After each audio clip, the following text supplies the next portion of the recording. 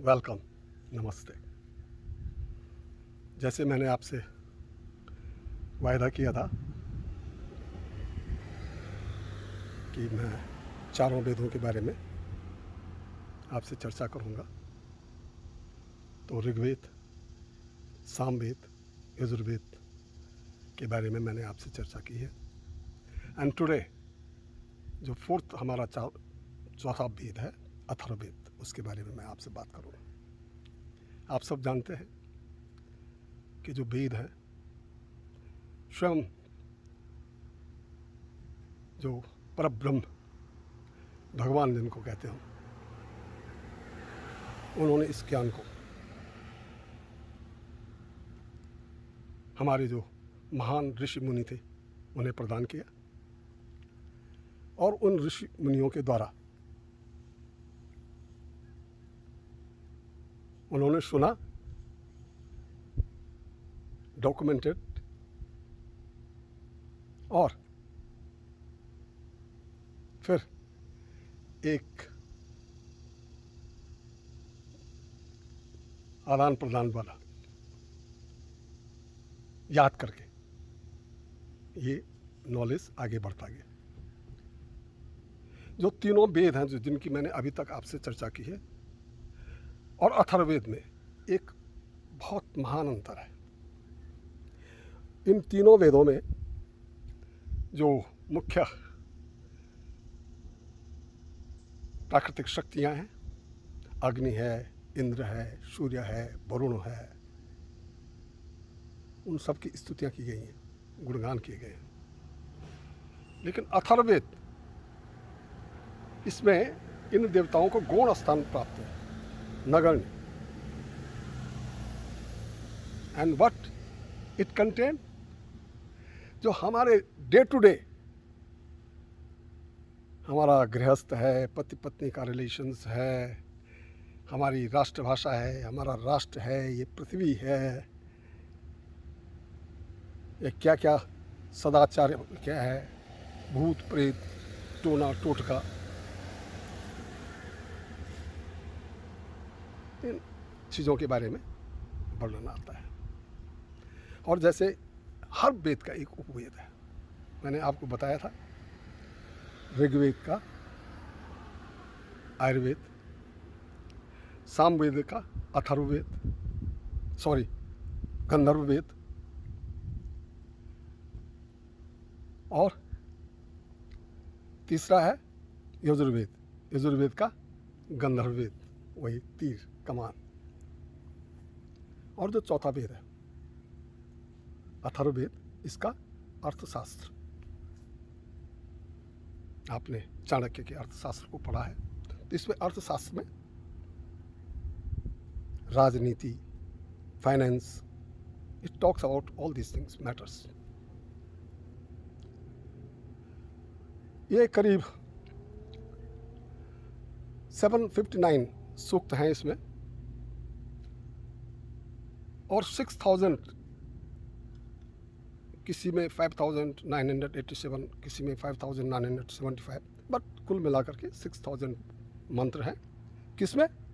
गद्य में, पद्य में और गीत में। गीति काव्य भी है, पद्य भी है, पोइट्री भी है, और प्रोज भी है। It contain all 3 elements. ये ब्रह्मा को सुनाया गया था, तो भगवान ने स्वयं, जो महर्षि ऋषि थे, महान ऋषि अंगिरा, उनको ये ज्ञान दिया। और वो अंगिरा ऋषि ही ऐसे ऋषि थे जो सबसे पहले जिन्होंने घर्षण द्वारा इस पृथ्वी में अग्नि का आविष्कार किया था। और बताते हैं कि पानी से जो इलेक्ट्रिसिटी, बिजली का उत्पादन कैसे होता है, इस पे सबसे पहले उन्होंने एक्सपेरिमेंट किया था, और प्रैक्टिकली बिजली को आज से हजारों साल पहले ईजाद किया था उन्होंने भारत भूमि में। और कहते हैं कि जिसको अथर्ववेद का ज्ञान होता है,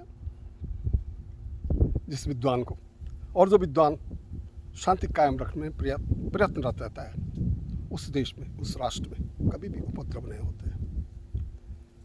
अथर्ववेद का श्लोक है, यस्य राज्ञो जनपदे अथर्वा शांतिपारण निवृत्त्यपिता तद्राष्ट्रा वर्धते निरुपद्रवम।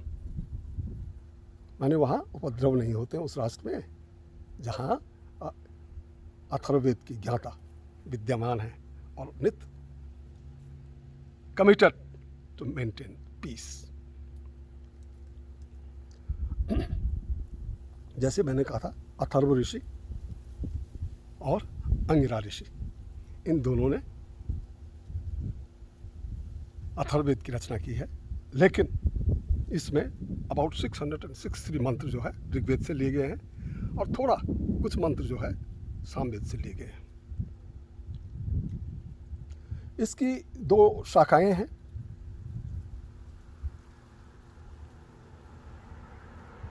पैपल और दूसरा शौनक। पैपल जो है, जो अथर्ववेद है, उसमें उस शाखा में जो पहला मंत्र है, शन्नो देवी रविष्टया आपो भवन्तुः, और शौनक में जो पहला मंत्र है, ये त्रिसप्ता पर्यंती विश्वारूपाणि आपो भवन्तुः, ये पहला है। आज के दिन केवल जो शौनक शाखा है वही विद्यमान है। इसका जो एक बहुत ही महत्वपूर्ण, आजकल हम पर्यावरण, इन्वायरमेंट की बात करते हैं, लेकिन आज से हजारों साल पहले हमारे भारत भूमि में इसको महिमामंडित किया गया है। गौरव गाथा इस भूमि की जो पृथ्वी है, तो क्या कहते हैं अथर्ववेद, क्या कहता है, माता भूमि ही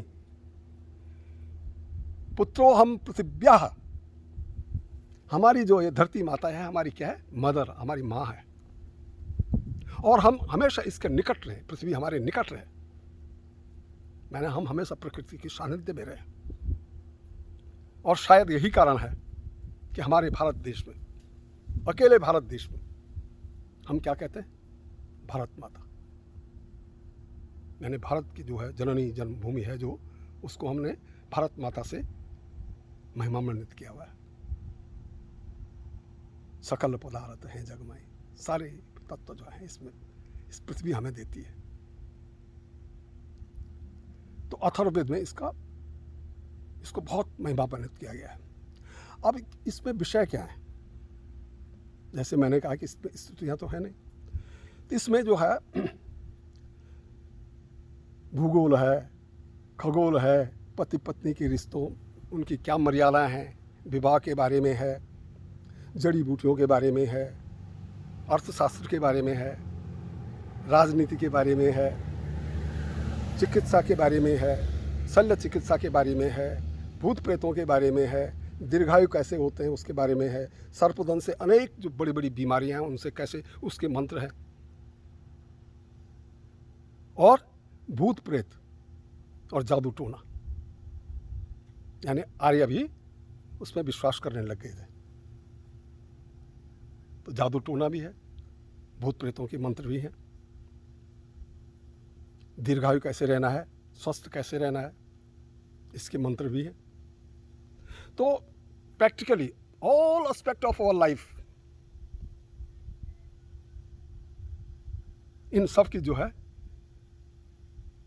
जो इनके मंत्र हैं, ये हमारे अर्थशास्त्र में, ये हमारे जो चौथा बीज है अथर्ववेद, जो अथर्व ऋषि के नाम पे जिसका नाम पड़ा है, उसमें उल्लिखित है। सबसे अधिक जो रिलेटेड टू एवरीवन, सबसे जो संबंधित है और सबसे जो मोटिवेशनल जो कोट्स हैं अथर्ववेद के, उनकी कोई सीमा नहीं है, अत्यंत प्रशंसनीय। अब मैं कुछ कोट जो अथर्ववेद में है आपसे साझा करूंगा। जैसे असत्य नहीं, सत्य ही बोलिए, टेल ऑलवेज द ट्रूथ, ये अथर्ववेद की वाणी है। सद्बुद्धि ही संसार में सबसे सर्वश्रेष्ठ वस्तु है। सद्बुद्धि जो अंदर है वही बाहर प्रकट हो। ये नहीं कि जबान पे कुछ और, दिल में कुछ और बाहरी जो है कुछ और आडंबर। नो, बाहर भीतर। क्रोध मत करो। क्रोध एक प्रकार का पागलपन है। It's like madness, anger. Atharvaveda में इसका वर्णन है। चिंता करना व्यर्थ है, डोंट वरी। कठिनाई को हल करो। If there is a problem, solve it. खाली चिंता करने से समाधान नहीं है। कितना सुंदर वर्णन है। उस मार्ग पर चलो जिस मार्ग पर सज्जन चलते हैं। महाजनायेन गता से पंथो, जो सज्जन पुरुष जिस मार्ग को प्रशस्त होते हैं, आप भी महाजनायेन गता से पंथो, उन्हीं की जो है पद चिन्हों पे चले। फिर जिसने मीठी वाणी का मर्म समझ लिया वह सर्वत्र सफल होगा। कबीरदास जी आप सब जानते हैं, कितना बढ़िया ओजपूर्ण वर्णन किया है। मीठी वाणी बोलिए, मन का आप आखो, और उनको शीतल करें और आप हो शीतल हुए। इस वाणी में ताकत है। और श्रेष्ठ बनना ही महान सौभाग्य है। ऊपर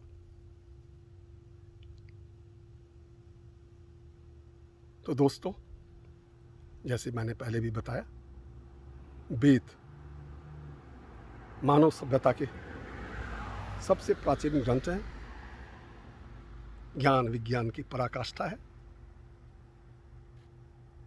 हाँ, क्योंकि ये वैदिक भाषा में लिखे गए। अथर्ववेद की भाषा और अन्य 3 वेदों की भाषा में थोड़ा अंतर है।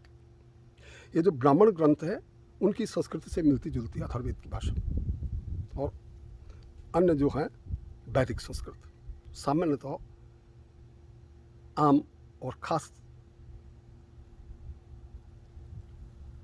की भाषा नहीं है आज के दिन। तो उन्हें उनके मर्म को समझने के लिए हमें अध्ययन करना पड़ेगा। And we are fortunate that these days these 4 Vedas have been translated in all important languages of the world, including Hindi and English and our local languages, especially in our country. तो अपनी महान सभ्यता को अगर समझना है तो डुबकी लगाएं। जिन ढूंढूं तिन पाइयों, गहरे पानी पैठ। पुनः मैं अब 4 वेदों की बात, आपने 18 पुराण तो सुना है। तो आज के दिन हमारे हिंदुस्तान में, भारत में अधिकांश तो तथाकथित बुद्धिजीवी है, कहते हैं पौराणिक ग्रंथ। ये पौराणिक नहीं, ऑल हिस्ट्री, सारा इतिहास है। तो मैं क्या है उन 18 पुराणों में संक्षिप्त में आपसे साझा करूंगा। तब तक के लिए आपसे विदा लेता हूं। नमस्तुभ्यम।